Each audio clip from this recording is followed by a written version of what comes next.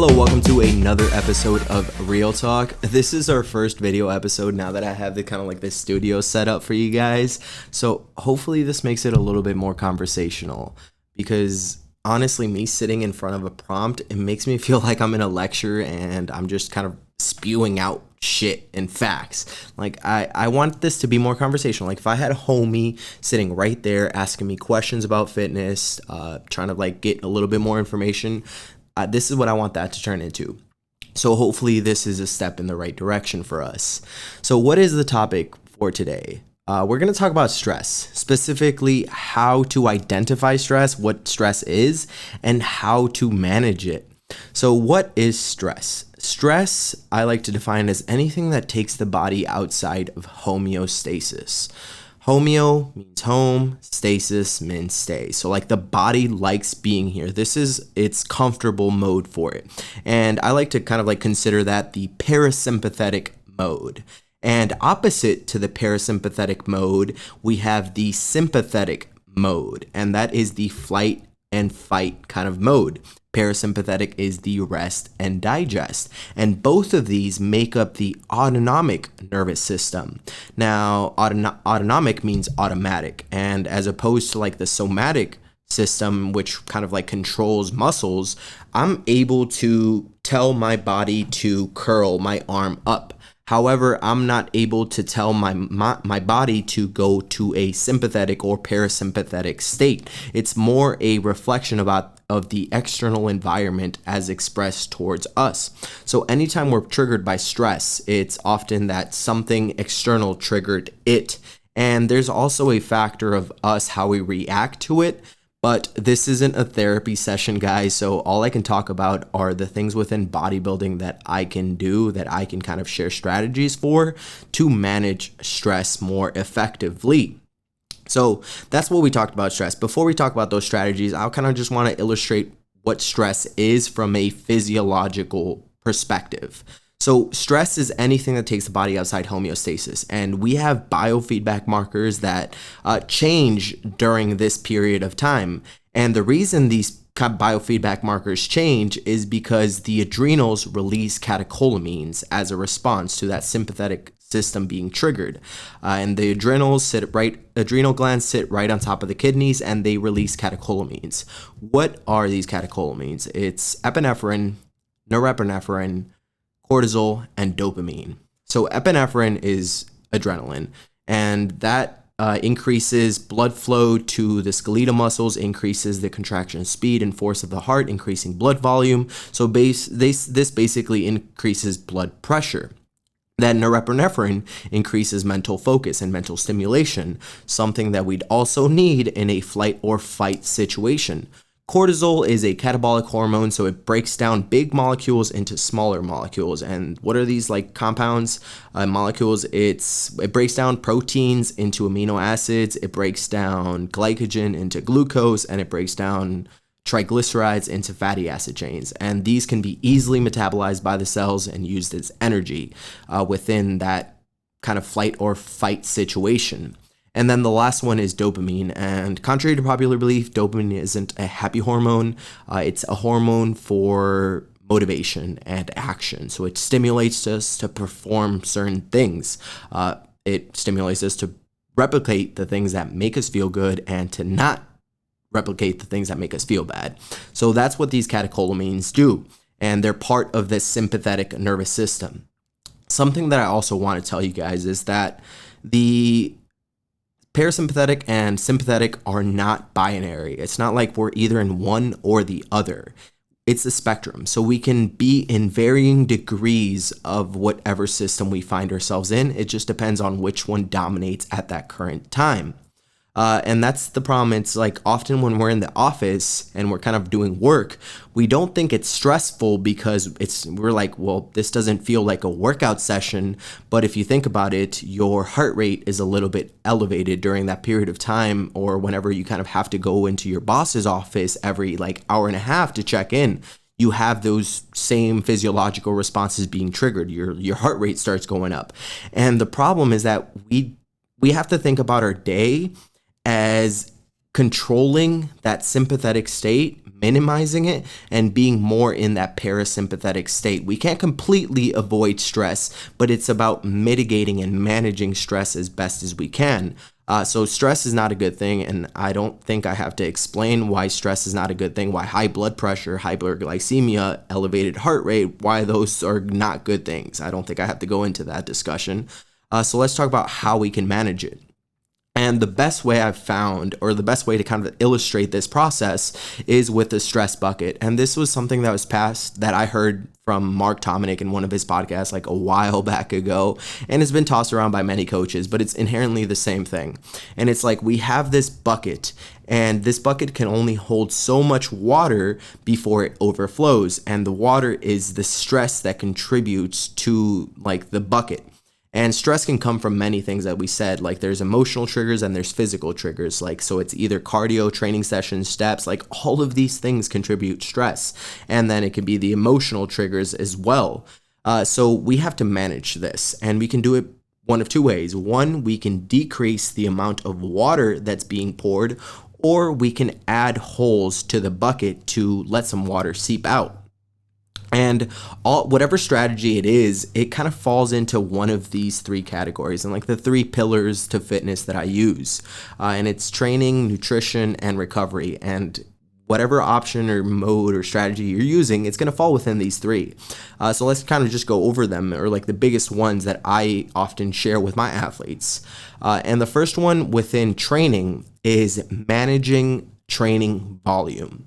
So if you have a particularly stressful week because of emotional stressors and like traveling and all of these things, like I have a client that travels every other week, and whenever he's on a work trip, I actually tell him to pull back on the volume and just perform 1 or 2 sets for each exercise rather than the 3 or 4 that's normally noted. And the reason for this is because total volume contributes to stress. This is fatigue that the body has to recover from. And if something else is already adding more water than usual, this is something that we can easily manage and easily control and easily pull back. That way we have less stress, less total stress in that bucket. Now that's one way, deloading. Another way that you can kind of like reduce stress within training is to add more recovery days. So if it's something that's consistent over time, like this person is, consistently stressed around the end of the week, it's probably because we have too much total volume. Maybe just add a rest day in that split. That way the person can better manage it. If it's kind of like an acute thing that was triggered by, kind of like a breakup or something like that, I often just say, take some rest days. Take like 3-4 days off from the gym and get yourself back together. And people often have this fear of taking rest days because they feel like they're going to lose muscle mass and they're going to lose all their gains. That hasn't happened. There's been periods where I've taken an entire week or 2 weeks off, and I lose a little bit of strength, but that has nothing to do with muscle mass itself. That just has to do with the neuromuscular connection. So I haven't actually lost any gains in that period of time. So don't be afraid to take a little bit of time off. So that's what we can do from the training side. Now, what can we do nutritionally wise? So most of the time we find ourselves in stressful situations and we are in a caloric deficit. This exacerbates that. So we have to think about the body as like being at either baseline, above baseline, or below baseline energy wise. And whenever we have all these stressors, particularly training, something that we have to recover from, whenever we're at deficit, we are below the nutritional need we need to make sure that these systems repair themselves. So in these situations, what's the best thing to do? To add more food into the program. That way the person can kind of like mitigate the amount of stress that's kind of going on, because being at a deficit is inherently stressful for the body. The body doesn't like not having enough energy. So adding refeeds in or adding cheat meals, which you add depends on you as the person. If it's a competitor, it's refeeds. So like in a contest prep, you hear about refeeds all the time, and that's because that's the main way of managing stress that people use, adding more energy back into the system. And then you have cheat meals, and these are free meals. This is what I use with like my lifestyle client athletes, because this has a serotonin kind of like component to it. So there's nothing like going out and just relaxing and enjoying your favorite kind of like meal and then getting back the next day and just going back into your protocol. This works a lot more efficiently for some people, and it just depends on what kind of person you are. Now, the third one, it has to do with recovery. And the biggest one here is sleep. Sleep is the number one king for improved recovery. And this outweighs, I would say, they're all important, but I would say sleep takes priority a little bit over the training and the nutrition to some degree. Like, I've even heard Matt say this, where he says, like, I prefer you to get your necessary sleep than to lose sleep to get a meal in. And that just points to the importance of sleep. And a lot of people fail to kind of get the necessary sleep. So I recommend that all of my athletes get 7 hours minimum. That's like the minimum. If you are a competitor, you need 8 hours. And if you fall kind of below that, then we kind of look at the schedule and see like what's wrong here. Like what is not allowing us to have good quality and good duration of sleep. And if people implement these 4 strategies, I often find that it improves it in of itself. And what are these 4 strategies? The first one is create a consistent circadian rhythm. So the body runs on a clock, and this clock is used to repeating itself over periods of time. And somebody that doesn't kind of like force themselves to a clock, the body doesn't know what the fuck to do. And I often recommend that if possible, to align this circadian clock, this internal clock, with a clock outside. So align it with the sunrise and the sunset. And this just creates for a more effective cortisol pattern throughout the day. Cortisol, as we talked about, it has to do kind of like with that sympathetic state. And it's necessary. Something that I also want to say is like we can't completely avoid cortisol. We can't completely avoid these catecholamines. They're essential for survival. They're what allow us to produce certain actions. We literally have a cortisol spike that gets us out of bed. Otherwise, we wouldn't have a motivation to get out of that bed and be humans and be efficient. So let's not completely demonize them. I'm just saying managing them. We don't want too much of them. So now reeling it back in, the circadian cycle. So we want to manage, kind of align this with the natural like sunrise, sunset. Second one is to create a more comfortable sleep environment. So the body likes being in a cold environment and the body likes being in a dark environment. So if you can create that environment before we go to sleep, we're going to have a much easier time getting into deep sleep. And then the third one here is reducing stimulants. So people can often reduce caffeine intake towards the end of the day, which would kind of improve how easy it is to get into sleep. And I often recommend 6-7 hours before bed to just cut out caffeine entirely. It's got a pretty long half-life, and some people are hyper responders to it.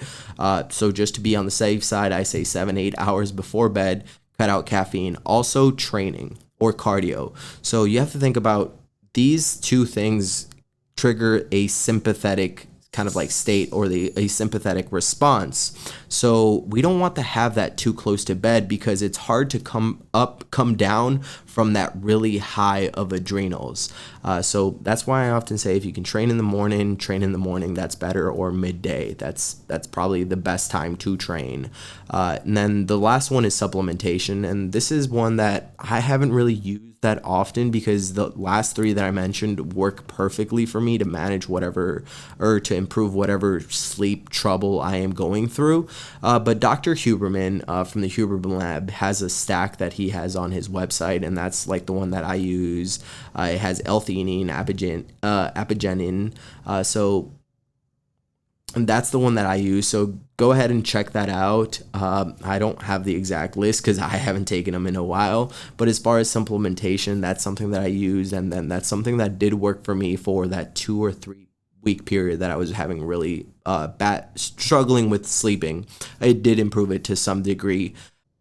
All right, so that wraps it up for this episode, guys. Hopefully it was jam-packed with information for you guys so that you can start implementing some of these strategies to mitigate the amount of stress that we go through, because I know we're always up and about, we're hyper productive, and we always got shit to do, but we have to remember to take care of ourselves because too much stress isn't good for us. Peace out. If you love bodybuilding and this episode provided you with some value, then I encourage you to share with your friends, and together we'll all move forward in this bodybuilding journey.